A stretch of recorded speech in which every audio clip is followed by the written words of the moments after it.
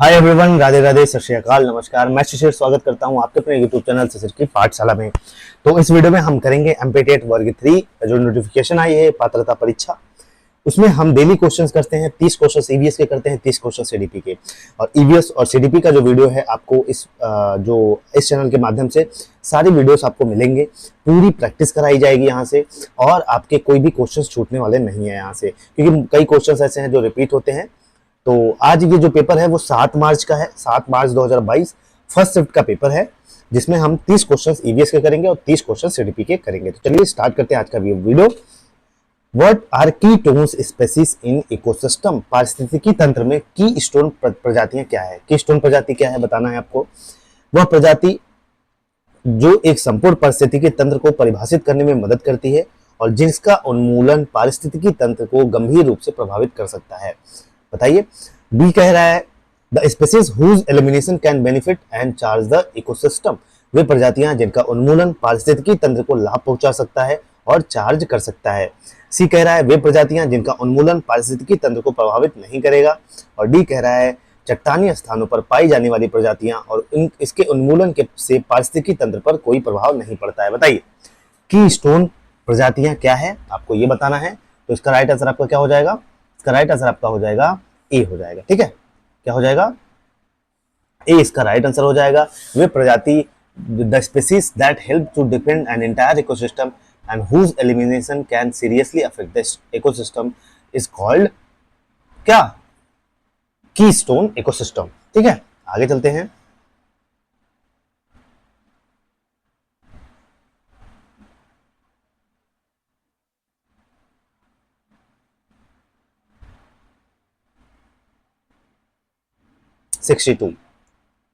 What can be classified as waste hazardous?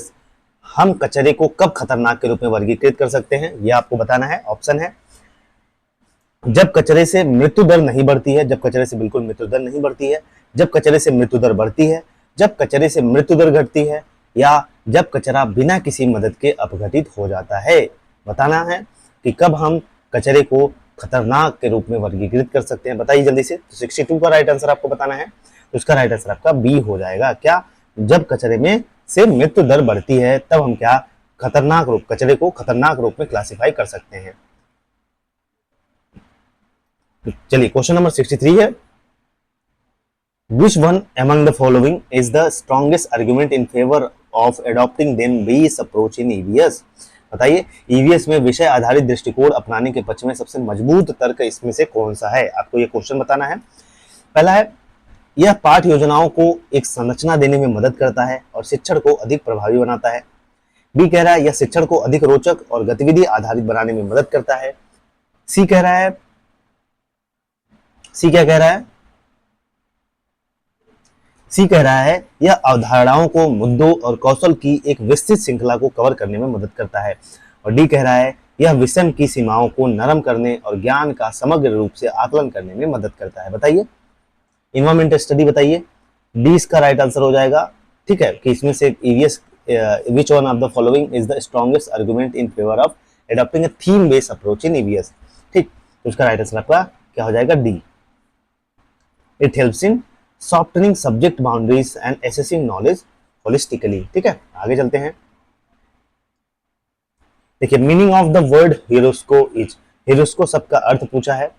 To know जानना, to think सोचना, to learn सीखना, to discover खोजना। बताइए हीरोस्को सुना होगा आपने, ह्यूरिस्टिक वर्ड जो कि जिसका मतलब ये होता है खोजना। ठीक है, टू डिस्कवर इसका राइट आंसर डी हो जाएगा। 65 चलते हैं।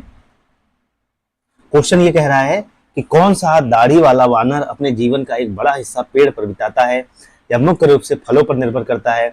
यह बीज, युवा, पत्ते, उपजी फूल और कलियों को भी खाता है। चूंकि यह पेड़ों पर पर्याप्त भोजन प्राप्त करने में सक्षम है, यह शायद ही कभी जमीन पर उतरता है। ये एनसीईआरटी की लाइन है। गोरिल्ला है, चिंपैंजी है, शेर की पूंछ वाला मकाक है या भारतीय हाथी? बताइए जल्दी से। तो बिल्कुल इसका राइट आंसर हो जाएगा सी। इसको लायन टेल्ड मैक्यू बोलते हैं, शेर की पूंछी वाली मकाक। आगे चलते हैं। 67 है in which date and year prime minister Shri Narendra Modi launch Swachh Bharat mission. स्वच्छ भारत मिशन कब? ये रिपीटेड क्वेश्चन है। बताइए स्वच्छ भारत मिशन कब लॉन्च किया गया? प्रधानमंत्री 2 अक्टूबर 2014, 2 अक्टूबर 2018, 2 अक्टूबर 2020, 2 अक्टूबर 2016। बताइए बताइए जल्दी से। तो इसका राइट आंसर बिल्कुल 2 अक्टूबर 2014 को हमारा स्वच्छ भारत मिशन की शुरुआत की गई थी। ठीक है, आगे चलते हैं। 67 कह रहा है What term is used for the house on wheels which can be moved from one place to another? House on wheels के लिए किस शब्द का प्रयोग किया जाता है जिसे एक स्थान से दूसरे स्थान पर ले जाया जा सकता है? बताइए। तंबू को बोलते हैं, कच्चा हाउस को, कच्चे मकान को बोलते हैं, या पक्का हाउस को बोलते हैं, या कारवा को बोलते हैं? बताइए। बिल्कुल, इसको हम क्या कहते हैं? इसको हम कारवा बोलते हैं, जिसको हम क्या कह सकते हैं? एक जगह से दूसरी जगह ले जा सकते हैं। ठीक है, और ये हाउस ऑन व्हील्स बोलते हैं इसको। आगे चलते हैं 68 पे।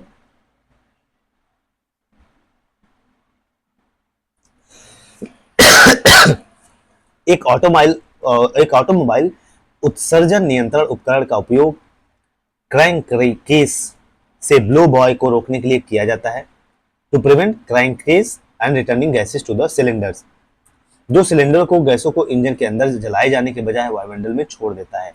बताइए।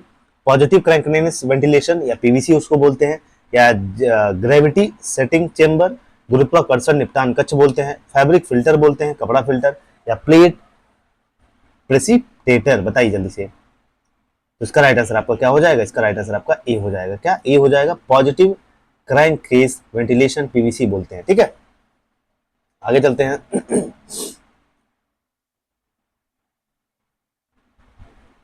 69 है secondary pollutant include ozone which is formed when hydrocarbon and nitrogen oxides. द्वितीयक प्रदूषकों में ओजोन शामिल है तथा तब बनता है जब हाइड्रोकार्बन और नाइट्रोजन के जो ऑक्साइड होते हैं वो किसी उपस्थिति में एक दूसरे से जुड़ जाते हैं। बताइए। ऑक्सीजन, कार्बन डाइऑक्साइड, सनलाइट, या सूर्य का प्रकाश, या जल? बताइए जल्दी से। तो बिल्कुल ये सनलाइट के प्रेजेंट में बन जाते हैं। ठीक है, आगे चलते हैं।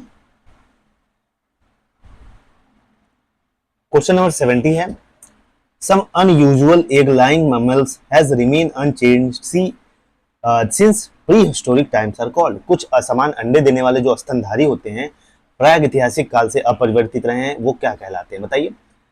मेसोट्रेम्स, पॉलीट्रेम्स, पॉलीट्रेम्स, या मोनोट्रेम्स? बताइए जल्दी से। अंडज स्तनी बोलते हैं जिसको। बताइए। तो इसका राइट आंसर आपका डी हो जाएगा। क्या? अंडज स्तनी बोलते हैं इसको। ठीक है, आगे चलते हैं 71 में। When we eat food containing iron, what do we get from that iron? हम लौह तत्व जिसमें आयरन होता है वो भोजन जब खाते हैं तो उससे क्या प्राप्त होता है? बताइए। Blood cell, haemoglobin, bone marrow, या अस्थि मज्जा, या प्रोटोप्लाज्म? बताइए जल्दी से। तो 71 का राइट आंसर बताइए। तो इसका राइट आंसर आपका बी हो जाएगा। क्या? बी हो जाएगा, हीमोग्लोबिन। ठीक है, आगे चलते हैं 72 Which of the following is the first ever galaxy observed in a blow away state? निम्नलिखित में से कौन सी पहली आकाशगंगा है जिसे ब्लो अवे अवस्था में देखा गया है? बताइए। OX 136, POX 186, OX 186, POX 136? बताइए। तो इसका राइट आंसर आपका बी हो जाएगा। इसको POX 186 बोलते हैं। क्या? POX 186 बोलते हैं। ठीक है, जो पहली आकाशगंगा है जिसे ब्लो अवे अवस्था में देखा गया है। आगे चलते हैं 73 है which of the following is a remote sensing Chinese satellite?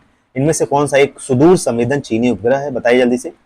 जुयान, Viaan, किनथिन, या किमसिन? बताइए जल्दी से। तो इसका राइट आंसर आपका ए हो जाएगा। इसको हम जुयान बोलते हैं। ठीक है, आगे चलते हैं 74 पे। देखिए इन सब क्वेश्चन में समझाने वाली चीजें नहीं, यहाँ ये सब रटने वाली चीजें हैं क्योंकि ये डायरेक्ट क्वेश्चन पूछ लिए जाते हैं। निम्नलिखित में से कौन एक परिक्रमा करने वाली अवरक्त वेधशाला है? ठीक है, जो हबल स्पेस टेलीस्कोप की खोजों को पूरक और विस्तार करेगी? बताना है। जेम्स वेब स्पेस टेलीस्कोप, ऑस्ट्रेलियाई रेडियो टेलीस्कोप, स्पिट्जर टेलीस्कोप, या केक वन टेलीस्कोप? बताइए जल्दी से। तो इसका राइट आंसर आपका बिल्कुल पहला हो जाएगा, जेम्स वेब स्पेस टेलीस्कोप। ठीक है, आगे चलते हैं 75 पे। Which day is the longest day in the northern hemisphere? किस दिन उत्तरी गोलार्ध में सबसे लंबा दिन होता है? बताइए। 21 मई को, 21 जून को, 21 जुलाई को, या 21 अगस्त को? बताइए जल्दी से। तो बिल्कुल इसका राइट आंसर आपका 21 जून को जो होता है नॉर्दर्न हेमिस्फीयर में सबसे बड़ा दिन होता है। ठीक है, उत्तरी गोलार्ध में सबसे बड़ा दिन या लंबा दिन होता है। चलिए 76 पे चलते हैं। Which of the following is the largest salt water lake in India? निम्नलिखित में से कौन भारत में खारी पानी की सबसे बड़ी झील है? बताइए।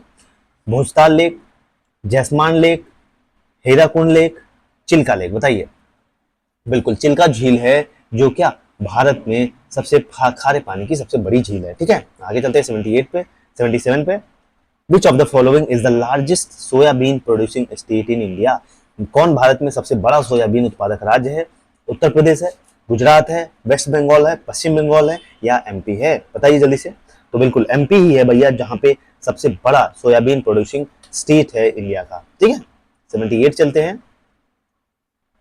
Sugar cane is also grown for biofuel production as canes can be directly use to produce. जो गन्ना है जैव ईंधन उत्पादन के लिए भी उगाया जाता है, क्योंकि गन्ने से सीधे डैश का उत्पादन किया जा सकता है। बताइए। Ethyl alcohol, propyl alcohol, propane, glycerol. ठीक है, बताइए जल्दी से। तो बिल्कुल इसका राइट आंसर आपका ए हो जाएगा, इथाइल एल्कोहल। गन्ना जैव ईंधन उत्पादन के लिए भी उगाया जाता है, क्योंकि गन्ने से सीधे क्या उत्पादन होता है? इथाइल एल्कोहल का उत्पादन किया जा सकता है। आगे चलते हैं 79 पे। Hopman Cup, Hopman Cup is related to which sports? बताइए जल्दी से। जो होपमैन कप होता है किस खेल से संबंधित है? बैडमिंटन से, हॉकी से, टेनिस से, फुटबॉल से? बताइए जल्दी से। जो होपमैन कप है किससे संबंधित है? बिल्कुल इसका राइट आंसर आपका टेनिस हो जाएगा। जो होपमैन कप होता है ये टेनिस कप से रिलेटेड होता है। ठीक है, आगे चलते हैं 80। In addition to ping pong what is the other name of table tennis? Ping pong के अलावा टेबल टेनिस का दूसरा नाम क्या है? बताइए। बाउंस बाउंस, पीपीवी, विफ वाफ, डिंग डोंग। बताइए। अच्छा क्वेश्चन है। बिल्कुल इसका राइट आंसर क्या हो जाएगा? इसका राइट आंसर आपका सी हो जाएगा, विफ वॉफ। ठीक है, विफ वॉफ। आगे चलते हैं 81 में। Cooperative learning, cooperative learning dash supports academic progress, improve social skill of young learners, choose the correct code.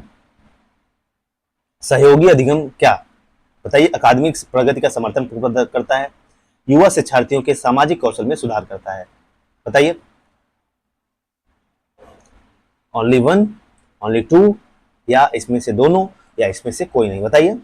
Cooperative learning को लेके तो बिल्कुल इसका राइट आंसर आपका क्या हो जाएगा? इसका राइट आंसर आपका सी हो जाएगा, पहला तथा दूसरा दोनों। ठीक है, कोऑपरेटिव लर्निंग में सपोर्ट एकेडमिक प्रोग्रेस में भी मदद करता है, improve social skills of young learners. ठीक है, आगे चलते हैं 82। What are the limitations of group discussion? Group discussions के लिमिटेशन क्या है बताना है। समूह परिचर्चा की सीमाएं क्या है? इट टेक प्लेस एक्सीडेंटली, यह अचानक से होता है, इसमें काफी समय लगता है, चर्चा के विभिन्न रूपों के लिए योजना बनाने की आवश्यकता नहीं है, काफी आसान है इसलिए पूरी तरह तैयारी की आवश्यकता नहीं है। बताइए। तो इसका राइट आंसर बी हो जाएगा, इट इज टाइम कंज्यूमिंग, इसमें काफी समय लगता है। ठीक है, लिमिटेशंस ऑफ ग्रुप डिस्कशन। आगे चलते हैं 83। As a teacher your role is not only to teach subject but also, आप एक शिक्षक के रूप में हैं, आपकी भूमिका न केवल विषय को सिखाने के अलावा भी है, क्या है? सिखाना, सीखना, चिंतित होना, सहज होना, अनुसरण करना। बताइए। बिल्कुल इसका राइट आंसर आपका सीखना भी हो जाएगा, लर्निंग। ठीक है, आगे चलते हैं 84 पे। Which of the following types of pollution does not have a direct impact on global warming? निम्न में से किस प्रकार के प्रदूषण का भूमंडलीय उष्मीकरण ग्लोबल वार्मिंग पर सीधा प्रभाव नहीं पड़ता है? बताइए। एयर पोल्यूशन पे, लैंड पोल्यूशन पे, वाटर पोल्यूशन पे या नॉइज पोल्यूशन पे? बताइए। तो इसका राइट आंसर आपका क्या हो जाएगा? डी हो जाएगा, क्या? Noise pollution. ठीक है, 85 पे चलते हैं। The cluster of dwellings of any type और size where human beings live is called what? किसी भी प्रकार या आकार के आवासों के समूह जहां मनुष्य रहते हैं को क्या कहलाते हैं? बताइए। अर्बनाइजेशन, रूरलाइजेशन, पॉपुलेशन या मानव बस्ती? बताइए। 85 का राइट आंसर बताइए। जहां पर किसी भी प्रकार या आकार के आवासों के समूह जहां मनुष्य रहते हैं उसको हम मानव बस्ती बोलते हैं या ह्यूमन सेटलमेंट बोलते हैं। चलिए 86 पे। ओपेक में कितने सदस्य होते हैं? आपको ये बताना। ओपेक, ठीक है, 12 होते हैं, 13 होते हैं, 11 होते हैं या 15 होते हैं? बताइए जल्दी से। ओपेक में कितने सदस्य होते हैं? 86 का राइट आंसर आपका बी हो जाएगा, 13 सदस्य होते हैं। ठीक है, कितने? 13। 87 पे चलते हैं। If there is a huge number of children who are to be assessed, but within a limited time, then which of the following tools should be a teacher employ? मतलब यदि बड़ी संख्या में ऐसे बच्चे हैं जिनका आकलन किया जाना है, लेकिन एक सीमित समय के भीतर, तो शिक्षकों के निम्नलिखित में से किस उपकरण का उपयोग करना चाहिए? बताइए, क्वेश्चनायर का, इंटरव्यू का, या चूज द करेक्ट कोड? बताइए जल्दी से। पहला सही है, दूसरा सही है, पहला दूसरा दोनों सही है, इनमें से कोई नहीं। बताइए 37 का राइट आंसर, तो बिल्कुल इसका राइट आंसर ओनली वन हो जाएगा। क्या? Only one questionnaire. ठीक है, प्रश्नावली मेथड बेस्ट है, कम समय में करना है तो क्वेश्चनायर बेस्ट है। 88 which of the following can be said to be structurally and conceptually opposite to tree charts? निम्नलिखित में से किसे संरचनात्मक और अवधारणात्मक रूप से वृक्ष चार्ट के विपरीत कहा जा सकता है? बताइए, process charts, stream charts, time charts, या टेबुलर चार्ट्स? बताइए। बिल्कुल इसका राइट आंसर आपका बी हो जाएगा, इसको हम स्ट्रीम चार्ट्स बोलते हैं। ठीक, क्या? Stream charts. 89 पे चलते हैं। Which of the following is not a tool of assessment? निम्नलिखित में से कौन आकलन का उपकरण नहीं है? बताइए, checklist, entry and exit cards, प्रवेश और निकास कार्ड, प्रयोग, या रोल प्ले? बताइए, Which of the following is not a tool of assessment? बिल्कुल इसका राइट आंसर आपका सी हो जाएगा। क्या? एक्सपेरिमेंटेशन। ठीक है, आगे चलते हैं। 90 आज का लास्ट क्वेश्चन है हमारा। Which of the following has hindered the achievement of the objective of holistic development of learners? बताइए, निम्नलिखित में से किसने शिक्षार्थियों के समग्र विकास के उद्देश्य की प्राप्ति में बाधा उत्पन्न की है? Giving more stress on evaluating children's ability in scholastic areas, B सह-शैक्षिक क्षेत्रों में बच्चों की क्षमताओं के मूल्यांकन पर अधिक बल देना, सी संज्ञानात्मक क्षेत्र में बच्चों की क्षमताओं के मूल्यांकन पर अधिक जोर देना, डी गैर संज्ञानात्मक क्षेत्रों के बच्चों की क्षमताओं के मूल्यांकन पर अधिक जोर देना। बताइए जल्दी से, इनमें से कौन सा मतलब निम्नलिखित में से किसने शिक्षार्थियों के समग्र विकास के उद्देश्य की प्राप्ति पर बाधा उत्पन्न की है? इसका राइट आंसर आपका ए हो जाएगा। क्या? ए हो जाएगा, giving more stress on evaluating children ability in scholastic area. तो इस हिसाब से हम लोगों ने कर लिया आज ईवीएस के जो 30 क्वेश्चन है। अब अगले वीडियो में हम करेंगे सीडीपी के 30 क्वेश्चन, और आशा करता हूं कि आपको अच्छा लगा होगा। यहाँ से प्रैक्टिस करना ही मेन ऑब्जेक्टिव है। ठीक है, क्वेश्चन देखिए और ऑप्शन को पढ़िए, उसके बाद जो सही ऑप्शन लगे आपको वो टिक करना है। तो चलिए मिलेंगे अगले वीडियो में, तब तक के लिए जय हिंद जय भारत। और पुराने वीडियोस के एमपी टेट वर्ग 3 के नाम से प्लेलिस्ट बना दी, उसको जाके देख सकते हैं।